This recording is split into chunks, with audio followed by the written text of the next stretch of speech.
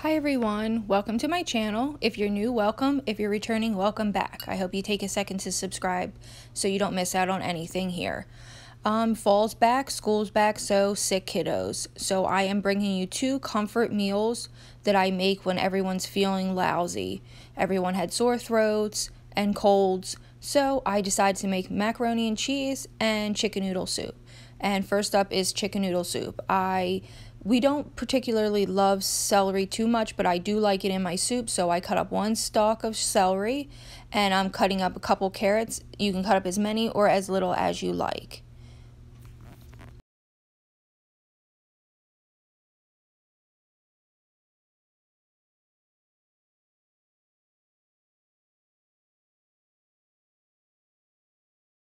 Here I am cutting up one medium-sized white onion, but you could use any type of onion you like. Yellow onion, you could use more, you could use less, whatever you desire in your soup. You could saute all these veggies before you add it. I didn't on this night just because everyone was really sick and they were starving. So I just stuck everything in. I have 3 chicken breasts in here, all the veggies. I'm adding 1 can of chicken broth. And then of course I'm going to add probably around 3 to 5 cups of water depending on how much I need. This is optional, but I always add 2 packs of the chicken bouillon and of course the extra water with it. I just like the way it gives that extra flavor, but you could just use chicken broth, homemade chicken broth, anything you would like. We just like this. This is the way we've been making it for years and years in my family, and I just thought I'd share it. You could also use the cubes if you didn't want to use the powder. I just feel like the powder is a little more convenient. Everyone knows the longer you cook soups, the better they are. It gives a chance for all the flavors to marry and taste wonderful.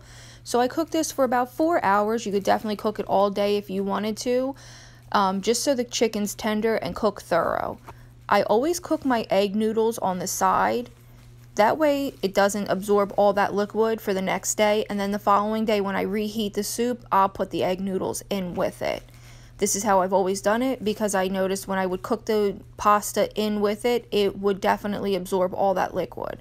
Here I am shredding all the chicken breasts. There was 3 big chicken breasts and it made a lot of soup. We ate this for about 3 days. So I'm just going to shred this up and add it back to my broth.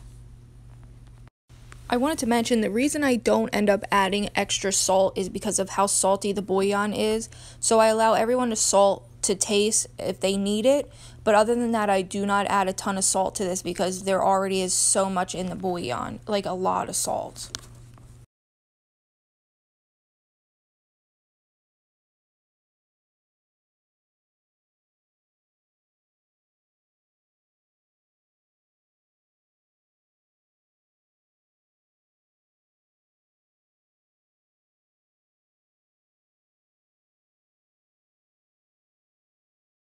Boy, was this good. This is such a staple in our household in the wintertime, even when people aren't sick.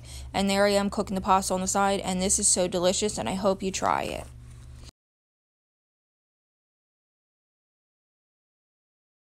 Okay guys, this is my version of a macaroni and cheese. Now stick with me because one of the ingredients is a little odd.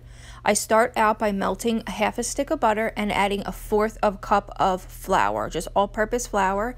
And what I'm going to do is I'm going to cook this down because this is a roux is what it's called. This is a recipe that's been in my family for years.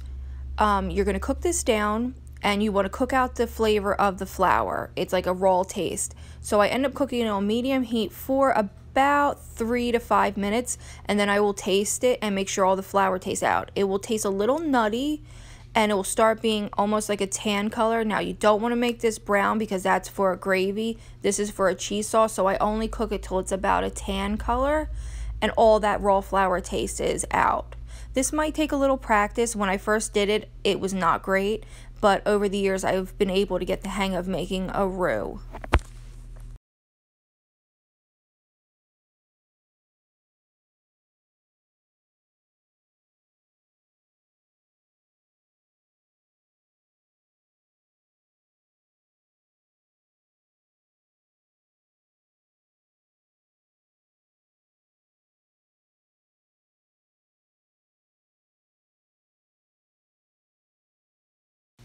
Here I am slowly adding milk. I don't add it all at once. I'm probably going to end up adding about 3 cups total.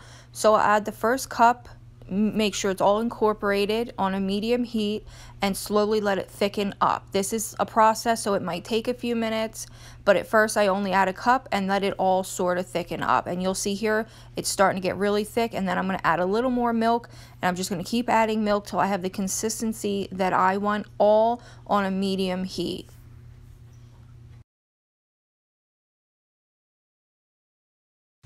Here I'm adding a little extra milk.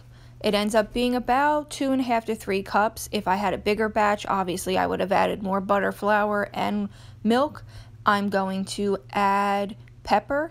I am not going to add salt because the cheese is very salty and we can always add salt to taste. Here's the weird ingredient. I'm going to dump in the entire can of stewed tomatoes.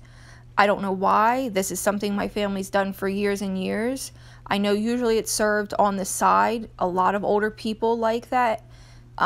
It's just something my grandmother has always done, and we absolutely love it. Here I am taking the sauce off the heat to add the cheese.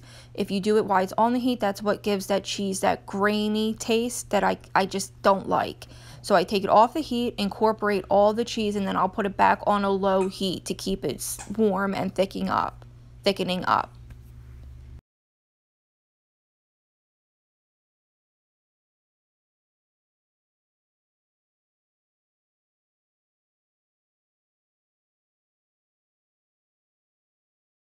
Here I am adding a little bit of salt. It ended up being probably 2 teaspoons.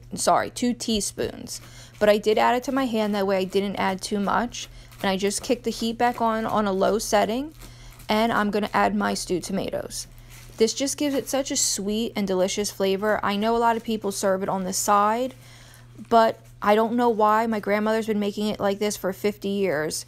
And it's always been this way in our family. We just love it. I hope you give it a try because it's so delicious and it just gives it a little bit of a different flavor. Now, if you wanted to stick this in the oven, you would undercook your pasta and you could top it with breadcrumbs, you could top it with cheese, anything you like, but the kids did not want it in the oven. So I just cooked the pasta thoroughly and added it to the cheese sauce. I know this macaroni is a little different. I do make it obviously without stewed tomatoes sometimes, but we just absolutely love this comforting meal when we're not feeling too good. I really hope you enjoyed this. I hope you try both of these recipes because they're really good and they're fun to make. I hope you take a second to subscribe, and I am so thankful for you watching this.